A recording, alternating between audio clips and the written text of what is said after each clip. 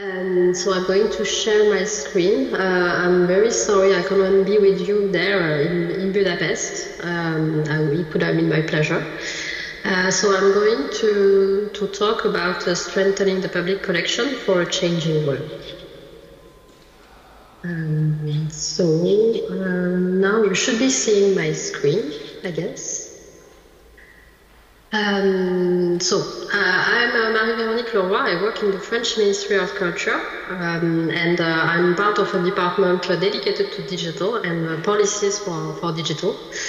And we are also part of a European network that you already heard during these 2 days of conference. It's the Michael Culture Association, which we are a member of, and it's a European cross-domain network for digital cultural communities.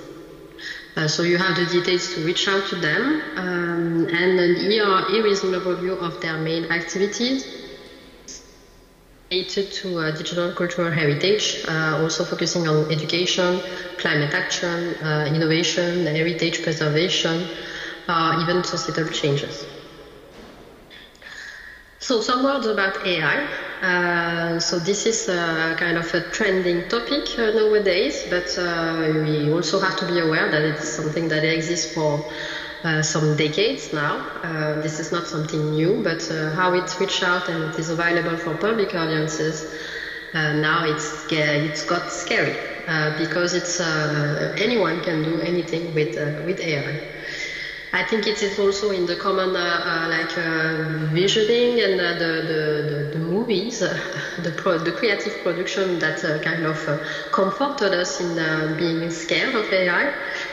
But before we get there, there are some work to do because this is all the human behind it, and I think this is something that we should be aware of and be reassured about, because this is not just about machines taking over the human. We have, as public institutions and public bodies, governing bodies, a responsibility to make sure that we are framing innovation and that we are providing the proper algorithm and proper data to fit those algorithms. So when we talk about AI, actually my talk would be about those aspects, which are the regulation, the data spaces, digital transformation, and digital sobriety, because these are things that are related to AI and what it is implying. So about regulation, I won't go through the details because I think you've heard of it from the Commission during those 2 days, but there is an AI Act, an Artificial Intelligence Act, which is part of the legal framework put into place by the European Commission to really regulate AI across Europe. And this is compliant and consistent with the whole EU policy framework, and it is also compliant with the national regulations. And you probably heard that we will have to be implementing it from February 2025. So basically, this is a risk-based approach, so from what is unacceptable to which is high risk, limited risk, or not minimal risk. So basically, this is also an invitation to allow the use of artificial intelligence, but basically frame it in the best possible way. Also related to that, there is the European data strategy, which really put the citizen at the core of its actions and policies, which is about the digital decade and the European data strategy with the public services, the development of skills, the infrastructures, and the data that should be available and feed those AI algorithms, which basically invite the constitution of data spaces, which will be pools for data. So the European Common Data Spaces, this is the idea behind it is that it is implementing and respecting all the EU regulation framework that I mentioned earlier. So there is the AI Act, but there is also the Data Act and the Interoperability Act. It has to be respectful of the GDPR and the personal data protection. And there is an horizontal governance between all the sectoral data spaces, which means that we can still have the accuracy and the richness of the data from each of the sectors, but still guarantee an interoperability between the different disciplines.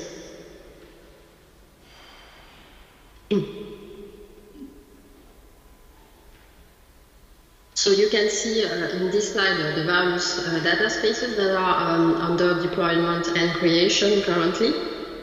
So there is one for cultural heritage, and the governance is managed by the European Commission, but also the operator and the member states. And there is those layers of horizontal governance, which are the Data Space Support Center and the Data Space Technical Infrastructure.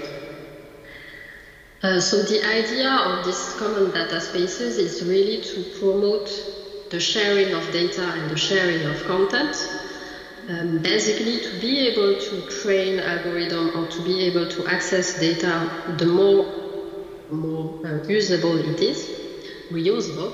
So there is the Public Sector Information Directive that goes under that direction. But there are also all the national implementations of this directive and the national open data policies that are already in place. For example, in France, there has been a law for a digital republic in 2015 already. The principle is that each data produced by a public entity should be made available as open data. So the idea is really to foster at the government level, at the Ministry of Culture level, towards all the cultural heritage institutions, the fact that we want some rich and accurate metadata on the cultural objects and heritage, and it also implies that we have rich and accurate metadata on the data sets, so that we can facilitate the traceability and the versioning of the data. So how this data sharing is actually organized in France. So we are contributing to the European initiative, which is at the core of the European Common Data Space for Cultural Heritage. And we have a network of aggregators. So we have 3 national aggregators, one for the libraries, one for the archives, and the ministry is managing all the rest, heritage and creation related. And we are relying on a network of intermediary aggregators as well. So to go together with this data sharing process, we have a whole work to do in the digital transformation. I heard the speaker earlier mention that also regarding the sensitivity, the digital transformation to do towards the people who are using AI. So basically this is a change of mindset, because you are asking the institution to move from the record perspective to the data perspective, and actually all the stakeholders are concerned, the policymakers, the CHI, the cultural heritage institutions, the audiences, but also the vendors who are key partners who are actually providing solutions to share the data. And data is not just anymore, it's not just about publishing the data on a website anymore, it's really about allowing the reuse of the data and reuse the data over and over. So the other aspect that I wanted to mention is the digital sobriety, because we have at the ministry level some strong actions towards to go towards the digital sobriety. So it goes from the use of tech materials like recycling and foster the durability of the material, but also make responsible choices in the developing of a digital infrastructure. Also managing rationally and in the more responsible way, the way the data flow from one point to another. That basically means avoiding the duplication of data, and also that goes together with fostering a decentralized approach and the technologies for data sharing. Basically, you used to have a very vertical approach from one institution to an aggregator to a European portal. Now the idea is really to have institutions collaborating with aggregators and aggregators pointing to the data from one to another. And this data can be used by portals, web services, applications, and any other type of app.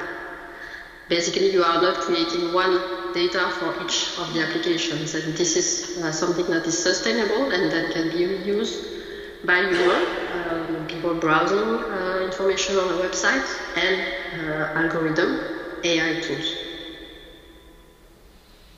So on the benefit of sharing data, probably this is what you discussed for those 2 last days, but the idea is really to provide a single access point to a consistent set of data and content that can be searched by the public, by the researcher and the professionals, and also enable cross-referencing from information from different cultural sectors. Also, it allows to increase the discoverability of the content. It can create also a virtuous loop for the circulation of data, and it multiplies the access point even if the data is located only at one point. It facilitates the distribution and the reuse of the data and for all kind of purposes, because then you are not just making data for one community, you are making the source, and then this data can be reused by various communities. Also, you can give to the institutions who is producing this data national and international visibility, so you are basically promoting the work that they are doing and making them aware that they are contributing to the whole data space. So basically, doing all of that, it's about users, which can be the general user, the cultural heritage institution professional or vendor or anyone, contributing to the data space and data pools, which are being used by AI algorithm, and then can provide tools to facilitate the work of any professional. In this case, CHI professional, but basically anyone. In this sense, I wanted to make a focus on one European project that is really in this approach, really providing tools to improve the work of CHI, which is the DBIOS project. BIOS is something that is well known in the framework of training AI tools, because the more you are providing the similar type of content to train the tools, the more biased the data will be. And this is why you need to be conscious of the diversity of the data that you are providing.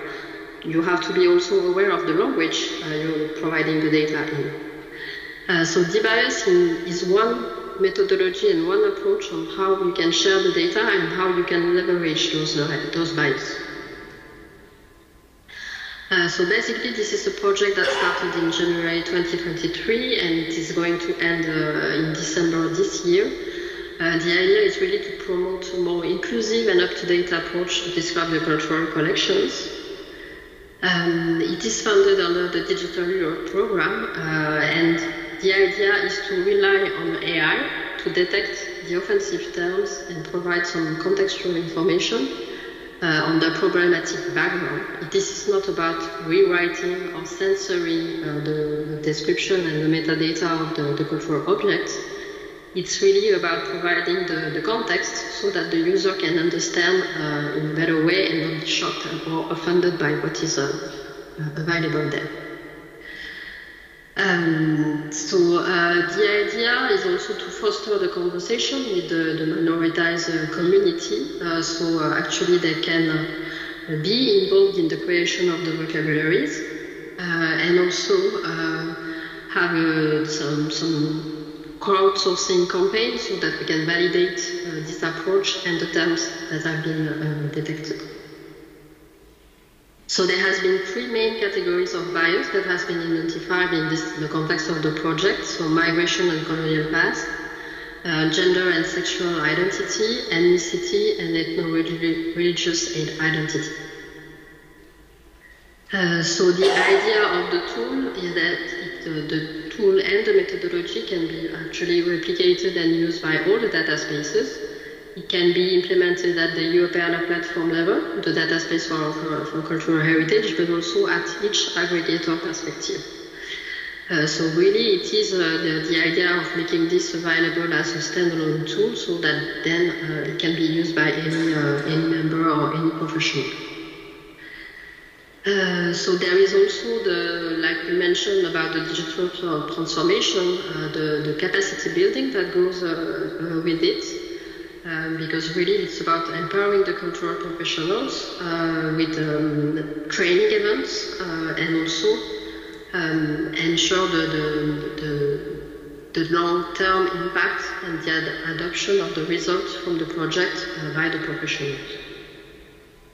So you see here how the project is organized. There has been some steps to create the vocabulary together with the communities, some technical modules on how we can actually process the data that is already published on Europeana or take into account the data that is going to be published, and also the whole capacity building and upskilling part of the work. So this is the partnership. So there are many national and domain aggregators and also 2 technical partners and a university who has been working on the project.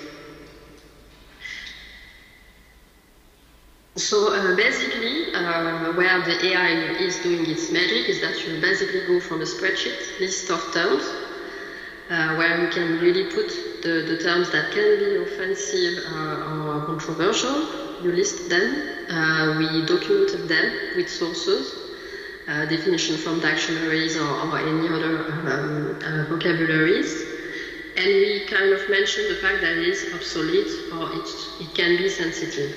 And then we go from this spreadsheet to a knowledge graph. So what is a knowledge graph? This is a structural representation of entities and their relationships. So this is not just a web of information, this is really a way to structure the data that is available on that spreadsheet. So actually it can be used by the tool and the algorithm, so it can detect all the offensive words in the metadata. So this knowledge graph, basically you can see here, so I won't go into the detail, but it's not about replacing the word, like I said, it's about detecting the word and then provide either an alternative or mention the fact that at some point the use of that term was justified because it wasn't problematic at the time the metadata was written. So this is really how the approach of the project is. You basically have a list of terms, you build a knowledge graph, and thanks to AI tools with some natural language processing tools as well, you can manage to detect the terms that are offensive. And basically you have this detection tool where you can either put some free text or also upload some files with metadata there, and it detects the terms that can be, it flags the terms that can be sensitive. And this is it for me, but basically my point is really to say to you that the more open the data is, the more useful it can be to have algorithm or AI tools that are still under our control and that actually help us and not create any more bias. And the other aspect that I also wanted to highlight is the language part, because on the DBIAS project you see that all the terms were in French. AI tools are basically based on English speaking communities or tools. So the idea is also the more diverse data you will have, the more diverse the tools will be. And I thank you very much for your attention.